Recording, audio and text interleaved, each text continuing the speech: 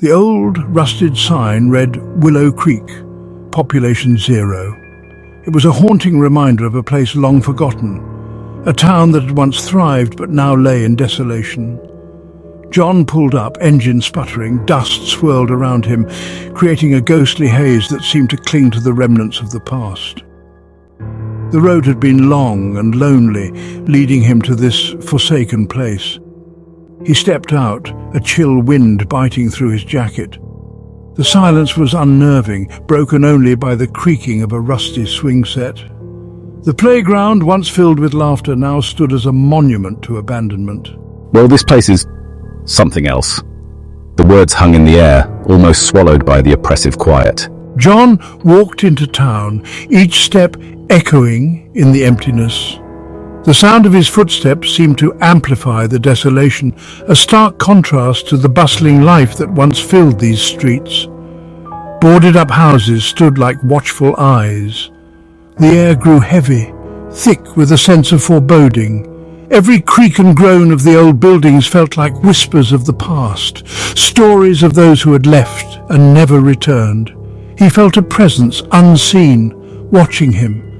It was as if the town itself was alive, holding its breath, waiting for something or someone.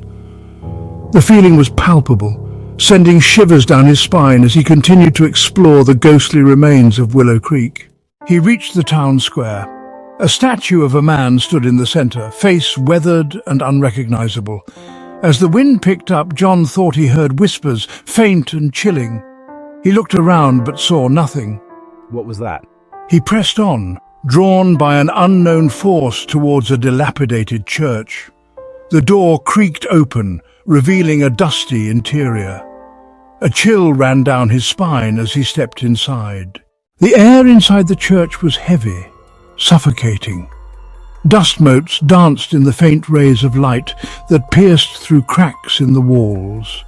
John felt a cold spot near the altar, the air thick with despair. The silence was almost deafening, broken only by the occasional creak of the old wooden pews. The atmosphere was oppressive, as if the very walls were closing in on him. This place, it feels wrong. It's like the shadows themselves are alive, watching us. He saw something move in the shadows, a fleeting glimpse of a figure. His heart pounded in his chest. He called out, his voice echoing in the emptiness. The figure seemed to vanish as quickly as it appeared, leaving John questioning his own senses. Was it real or just a trick of the light? He took a hesitant step forward, the floorboards creaking under his weight. Is someone there? Show yourself. We mean no harm. The silence that followed was unnerving, as if the church itself was holding its breath, waiting for something to happen. Section 4. The Haunting Truth. Silence. Then a blood-curdling scream echoed through the church. John spun around, searching for the source. The shadows seemed to writhe and twist, taking on menacing forms. He backed away, fear gripping his throat. He stumbled over something, a book lying open on the floor. It was the church's registry, the last entry, a handwritten account of a gruesome murder. Section 5, Face to Face. John read about a family brutally slain within the church walls. The writing was frantic, desperate. The last words sent shivers down his spine. It's here, it's in the walls. He looked up, his blood running cold. The shadowy figure stood before him, its eyes burning with an eerie glow. It reached out, its touch icy cold. A primal scream of terror. Section 6. Fleeing Willow Creek. The night was thick with an unsettling silence, broken only by the occasional rustle of leaves and the distant hoot of an owl.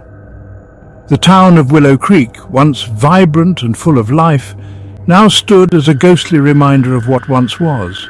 He ran through the church, through the town, the screams of the wind chasing after him.